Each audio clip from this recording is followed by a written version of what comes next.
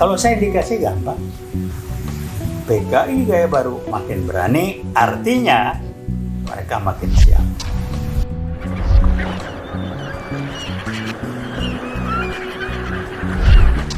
Jumlahnya akan diusahakan melebihi jumlah batalion TNI yang ada. Kalau sudah sekian puluh ribu, sudah berapa batalion itu? Wah, itu dibilang 60%, 70%, jangan-jangan 100%. Kenapa? Berkembang biaknya ya? Bukan, di Cina kan wajib militer. Iya. Aku Pancasila. Dia lupa Pancasila tanggal berapa. Pancasila dasar negara dan falsafah bangsa. Diganti cuman diturunkan, didegradasi hanya sebagai ideologi. Banyak pejabat yang nggak ngerti Pancasila itu bukan ideologi. Tolong catat tuh. Dia dasar negara dan falsafah bangsa, bukan ideologi. Ideologi lebih rendah. Ya tolong difahami. Itu benang merah yang berbeda itu. Jelas sekali. Orang nggak ngerti bagaimana. Capek gua. Jadi mau ngomong apa lagi? Nah, udah kan sasarannya tetap dua. Anda lihat aja lah. Umat Islam diobok-obok, TNI diperlemah. Caranya dua. Dari sisi alutsistanya juga diganggu, anggaran TNI berapa ya? 3 angkatan dengan Mabes itu di bawah anggaran dari Polri, yang satu angkatan segala macam, ditambah doktrin TNI sedang diobok-obok. Silakan aja. Saya sipil. Yang doktrin TNI, tentara rakyat, TNI itu udah diobok-obok segala macam. Terus persiapan 2024. Ketua KPU-nya siapa? Udah disetel dari sekarang. Jadi udah semuanya jadi makin berani. Sementara Pertamina dan PLN ruginya triliunan. Si Ahok bacotnya kemana itu? Ditunggu. Kok diam aja? Orang bilang. Jadi saya cuman lega sedikit. Purnawirawan TNI dari berbagai pangkat, dari mulai perwira tinggi terus sampai ke jajaran di bawahnya itu, dan juga Polri masih merasa punya tanggung jawab terhadap NKRI. Masih bisa merasa lega sedikit ya? Ya, lega berarti masih sedikit. ada harapan. Ada harapan, dan mereka sudah mulai bergerak, dan kita bilang ya ini masalah waktu aja. Jadi kalau sudah waktu ya mau ngapain lagi. Kemudian sementara ini kilometer 50 lupa, berusaha dilupakan, ya kan? Ya memang targetnya itu. Iya, menutup itu. Terus minyak goreng mulai dilupakan, gitu kan? Harga-harga kebutuhan pokok mulai dilupakan. Ketutup sama ini Pak, capres ini. Iya, nah udah gitu apa? Beli bahan bakar katanya mesti pakai, wah nih di medsos rame. Pakai KTP lah, pakai ini Pertalite. Iya, ada wacana lah. nanti Jadi, yang bisa beli Pertalite itu harus tertentu. Jadi luar biasa gitu ya. Jadi saya bilang nih mau dibawa kemana sih? Jadi yang kenapa minyak goreng nggak diributin? Karena rakyat di bawah itu kan nggak punya media untuk dia menyampaikan aspirasinya. Jadi ya itu digiles aja sama dia. Kasus Wadas. Kalau nggak diangkat mana kita tahu mereka tuh ditindas ini segala macam oleh sang gubernur yang sekarang maju segala macam. Padahal saya bukan kampanye, enggak. Tolong jelaskan yang pengadilan DJ terima uang apa itu tuh. Dan aduh nggak ngerti saya.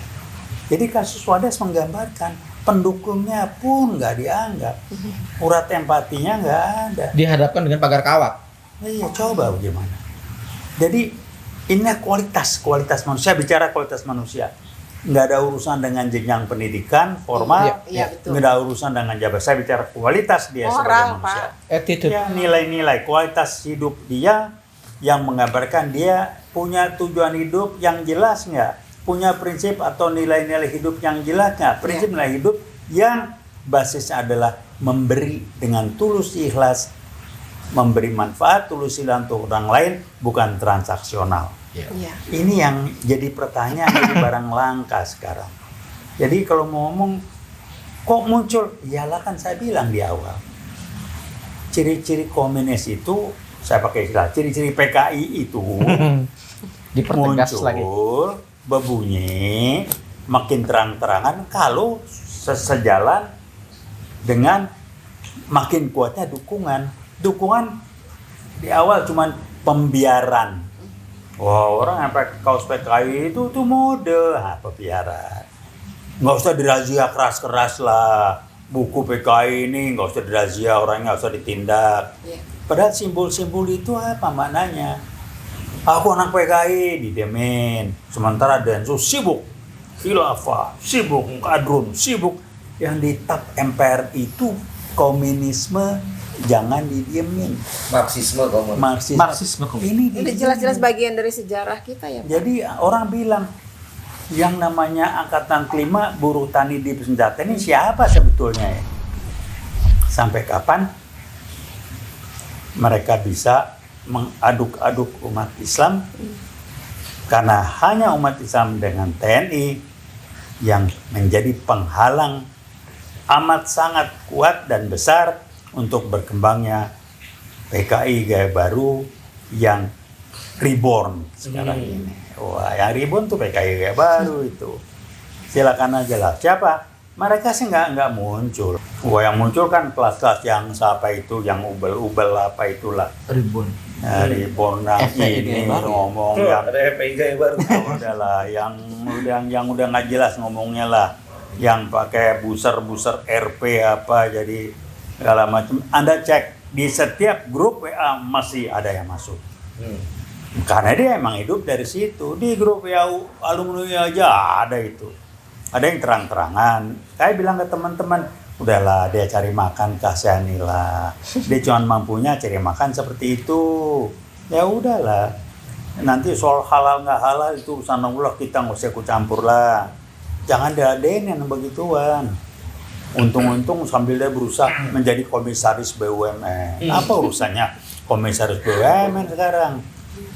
Nah, nih kalau terjadi begini nggak turun nggak bener, rame ini, banyak yang dikerangkeng gue bilang. Tanggung jawabnya kemana ini? Jadi nggak tahu, mau makin lama udah nggak tahu lah. Saya cuma mengatakan, kok jadi begini ya? Kalau saya indikasi gampang. PKI gaya baru makin berani, artinya mereka makin siap. Cuman sekian puluh ribu, cuman. Kok cuma Kalau ya? dia, saya ingat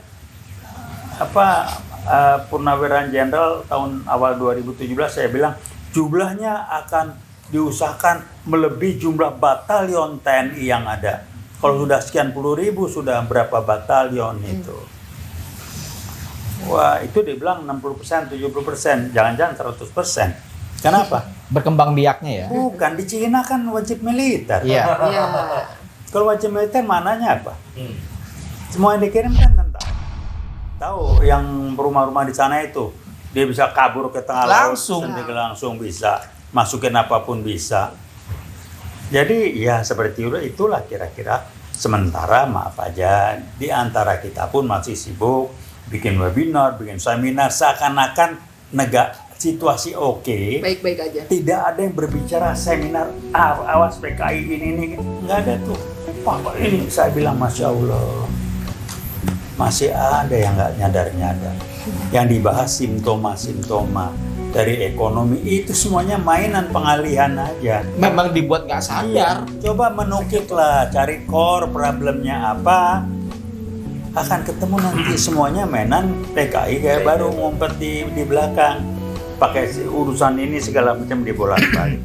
Jadi saya kalau lihat seminar, webinar udah ketawa aja gue yang dibahas apa gitu. Inilah yang menjadikan. Mendingan bikin seminar ini aja yang konyol. Coba bikin seminar PKI kayak baru. Bikin seminar tuh ngapain tuh? TKA masuk. Bikin seminar itu. Kenapa mereka bisa lolos masuk? Nggak ada pengumuman investasinya berapa, ini berapa, nggak ada. Kenapa ditutupin? Kalau itu baik buat bangsa dan negara, buka dong. Apakah Diam-diam kalangan aja. akademisi berani mau bikin seminar seperti itu? Dari kampus-kampus. Kalau akademisi saya sebut dari kampus saya, sementara Tiarap. lupain aja lah. Walaupun di dalam menurut saya juga marah ya. Iya. Tapi yang nggak tahu lah sampai mana marahnya kita nggak tahu.